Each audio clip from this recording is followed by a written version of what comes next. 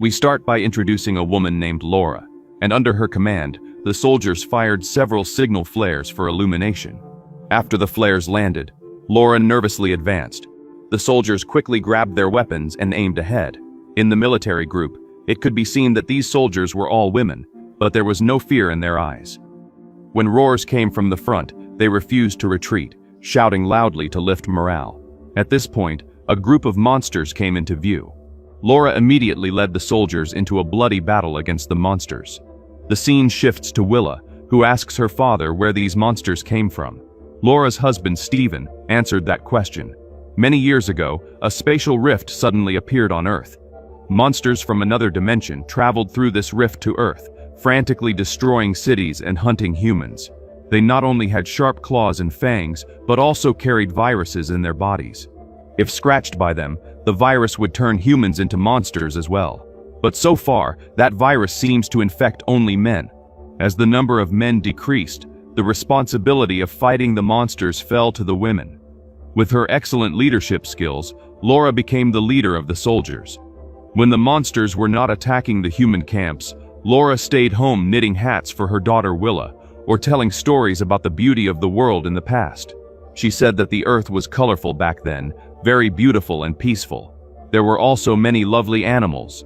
Willa asked if they could still be found now. Laura said there should still be some left. They just didn't know where they were hiding. She firmly believed that one day humans would drive the monsters away and restore peace to their homeland. Later, Laura and her husband celebrated their daughter's birthday. Then she opened the gift that her mother had prepared, a hat that took a long time to knit. Willa said she loved it. Seeing this, Stephen also took out his prepared gift. When she opened it, she found a small knitted animal, but didn't recognize it. Stephen said it was a dog, and hoped to find a real one someday. As soon as he finished speaking, a soldier suddenly notified Laura that it was time to leave. They knew this camp was no longer safe. Stephen immediately told his daughter to grab her essentials. While his daughter went to her room to get her things, Laura told her husband some bad news. They had lost more soldiers. Stephen comforted her, saying that everything would get better. As he spoke, he gently touched Laura's wound on her face with concern. She told him not to worry. 72 hours had passed. She had shown no signs of infection, which meant she was safe. Then the family of 3, along with other human survivors, left the building. They were about to get into the vehicle, planning to go to the invulnerable camp under the escort of the soldiers. Laura said she needed to lead the convoy. She told her daughter to listen to her father immediately. Then she left without looking back. A few seconds later, everyone got into the car. Willa leaned worriedly against her father. She kept praying in her heart that everything would be okay. At this point, a soldier next to them, trying to lighten the tense atmosphere, took the initiative to talk about the monsters that infected men. She thought women could also be infected, but the neural structures of women were intricate and complex. The virus couldn't do anything to them. The brains of men were simple and one-dimensional. That's why they were easily infected. The tense atmosphere around Willa also relaxed. She leaned on her father's arms and fell asleep. But a few minutes later, suddenly, several rapid gunshots woke her up. Willa looked at her father in panic. He signaled for her to be quiet. At this moment, the soldiers in the car knew something was wrong. They asked everyone to stay still, and then got out of the car to reinforce immediately. Shortly after the soldiers exited, a monster passed by the truck. Everyone in the car was so scared that they didn't dare to breathe. Suddenly, a woman was suddenly pulled out of the carriage by the monster. Everyone who saw this fled in panic. As soon as they got out of the car, they ran directly towards the monsters. Even with the covering fire from the soldiers, the monsters still captured many humans, as attacking their bodies alone couldn't kill them. Only cutting off their heads would work. Willa, who had never seen such a scene, was terrified. After an explosion of rapid gunfire, someone cut off the monster's head with a knife. It was Laura who had saved them in time. They needed to run to the nearby forest. In this way, their chances of survival would be greater. At this point, a soldier aimed her weapon at an elderly man. The man's arm had been scratched. The soldier couldn't bear to pull the trigger at first, but when she saw he was mutating, she pulled the trigger. Laura heard roars coming from afar. She knew more monsters were chasing them. She told everyone to run to the next camp immediately while she and the soldiers stayed behind to cover. Stephen didn't hesitate. He knew his wife was prepared to die in battle. He immediately took Willa and ran toward the river. As an avid fisherman, he had a boat near the river. Stephen decided to take his daughter to a deserted island to hide. But before they could be happy for a few seconds, a cry for help came from the forest. When she wanted to offer help to the stranger, Stephen told her not to be so naive. Then a man appeared. He asked if the boat was working. Stephen lied and said it wasn't. They were just looking for food.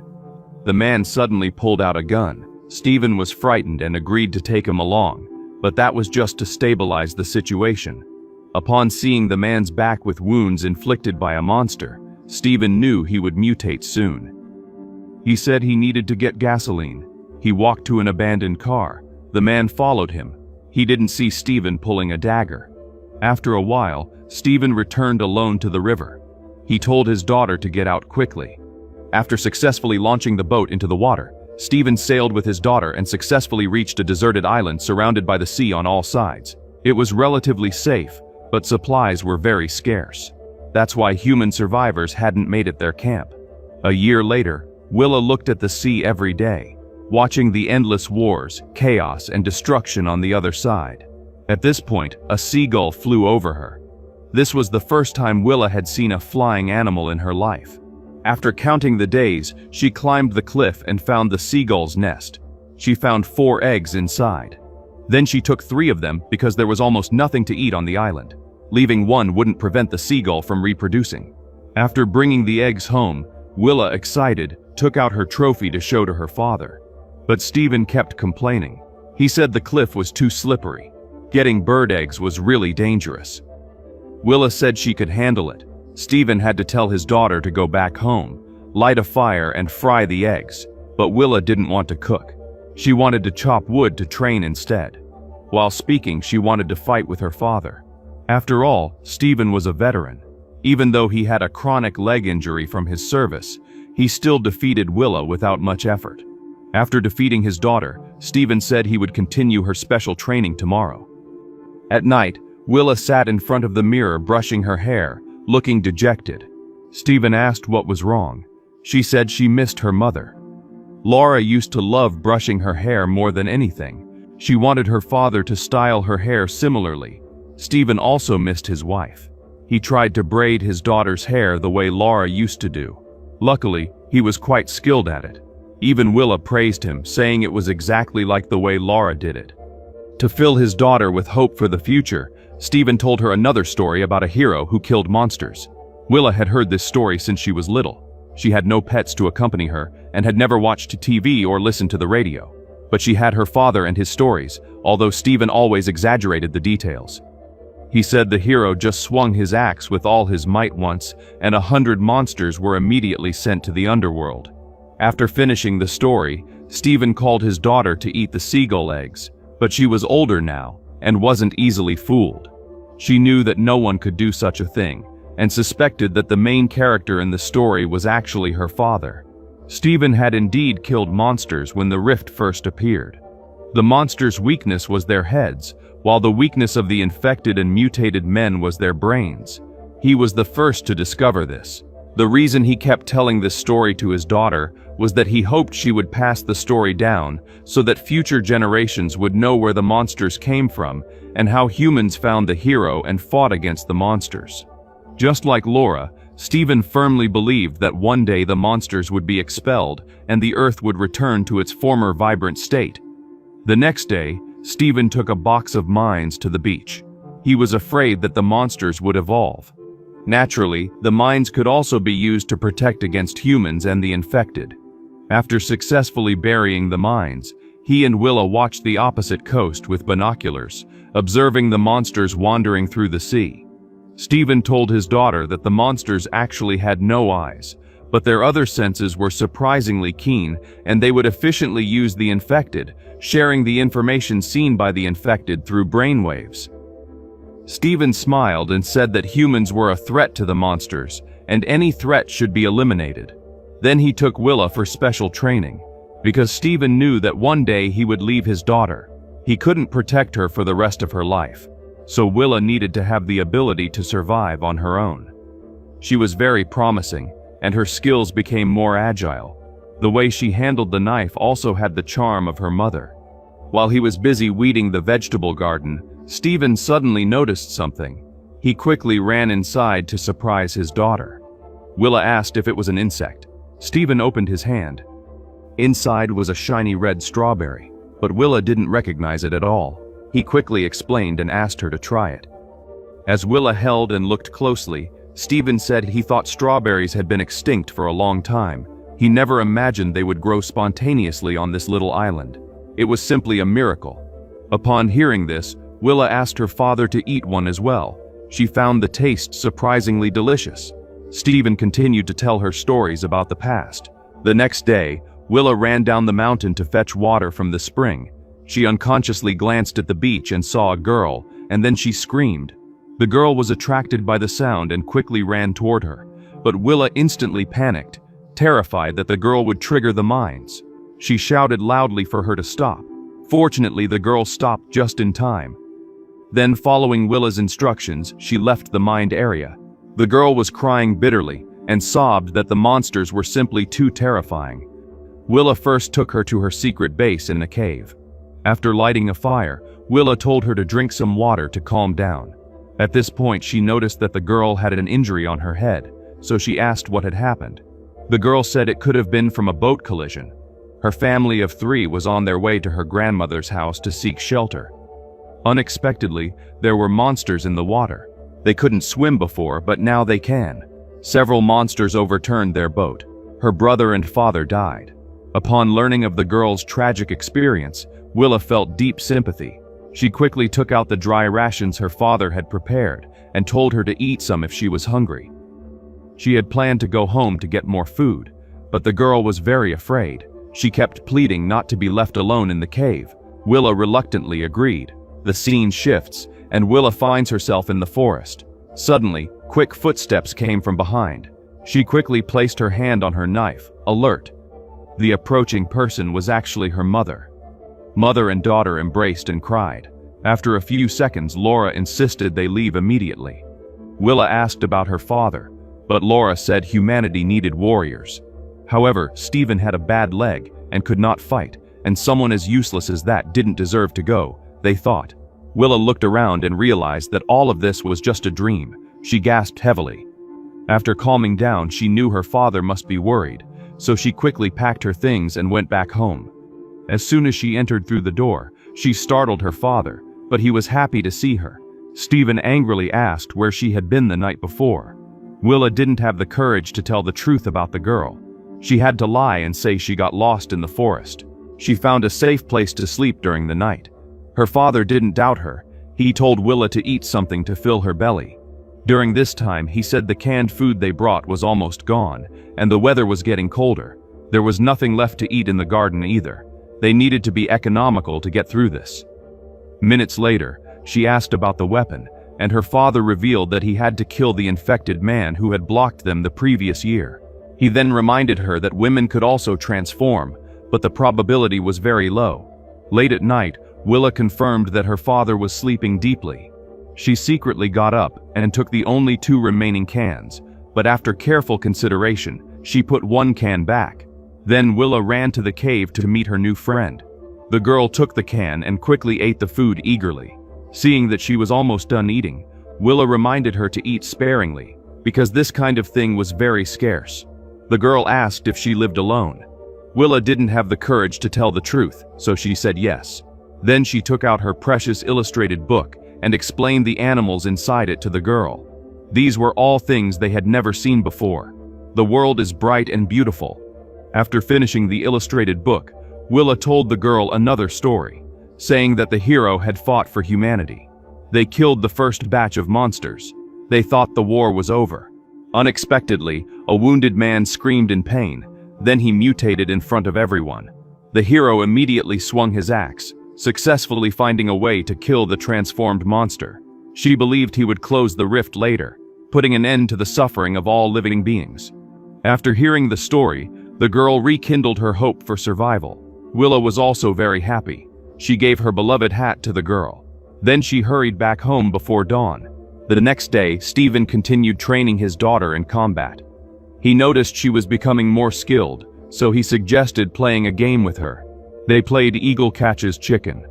Willa laughed wholeheartedly, but Stephen suddenly lost consciousness and fainted because he knew there wasn't enough food left to let his daughter eat more. He hadn't eaten much lately. She knew he was starving, so she wanted to make some soup, but her father refused, saying they needed to continue rationing until Laura came. Stephen had said this phrase hundreds of times, but Willa had waited on the island for so long. Her mother still hadn't appeared. She didn't want to be imprisoned any longer. Instead, she wanted to fight like her mother, even if the final outcome was death.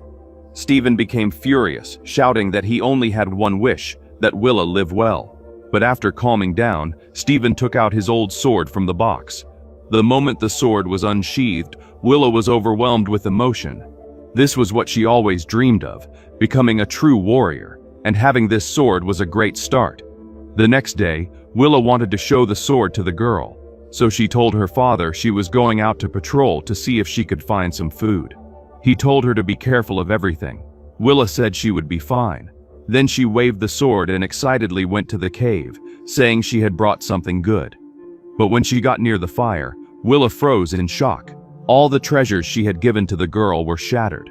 This even included the birthday gift hat that Laura had knitted for her. Willa was heartbroken, not understanding what had happened. At this point, a strange noise came from behind. She quickly followed the sound and found the girl crouched not far away. She asked why she had destroyed her treasures. The girl remained silent. Willa hurried closer, only to be shocked to discover that the girl had transformed. Willa was terrified. The girl jumped on her and knocked her to the ground. Willa completely forgot how to fight. At the right moment, Stephen arrived and frantically shot at the monster, but the bullets quickly ran out. The enraged monster charged at him. Stephen seized the opportunity and fiercely drove the sword into its brain. Then he quickly took his daughter to a well-lit area to check her body. After confirming that Willa hadn't been scratched, Stephen told his crying daughter to cheer up. Their current situation was very dangerous. The transformed monster must have sent a signal to the other monsters. Those lunatics would do anything after receiving the signal. They couldn't risk betting that they couldn't swim. To stay safe, they needed to take the boat immediately and hide on another deserted island. Willa confessed that the monsters could already swim. Stephen quickened his pace upon hearing this. He told his daughter that the mines would delay the creatures by about 10 minutes. They needed to board the boat as quickly as possible. At the same time, a large army of monsters was swimming quickly toward the island. After landing on the island, they triggered the mines. Hearing the roars, Stephen and his daughter did not dare to stop. The two planned to take a shortcut over a single plank bridge. This was part of Willa's daily training. So even though there was a chasm below, she walked toward the other side unafraid. After successfully crossing, she was about to tell her father to follow her, but was shocked to find a transformed monster behind him. She quickly turned to help. Then she grabbed her precious sword and sliced off the creature's head, but what she didn't expect happened. The brain of the transformed monster was still intact. It directly activated a brainwave to control the body and continue fighting. Willa was shocked by this.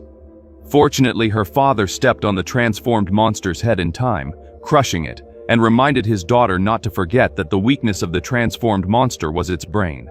After running for a short period, Stephen fell to the ground due to the recurrence of his old leg injury. To make matters worse, another transformed monster pursued them. Willa bravely unsheathed her sword and attacked its head. Then she helped her father and successfully reached the beach, but Stephen seemed unwilling to leave.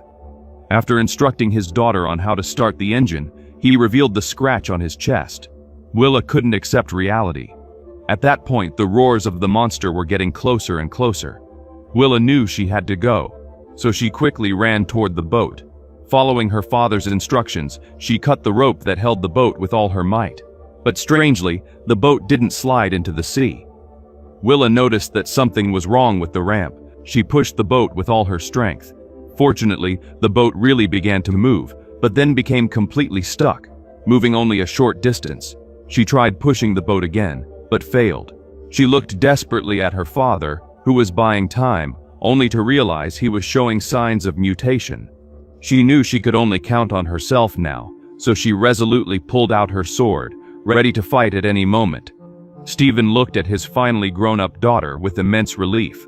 At that moment, sudden barking came from the sea. Willa followed the sound and saw it was her mother coming with a group of people. Her mother had really found a living dog for her. Willa was extremely inspired. Instead of shrinking before the approaching army of monsters, she shouted for them to come at her.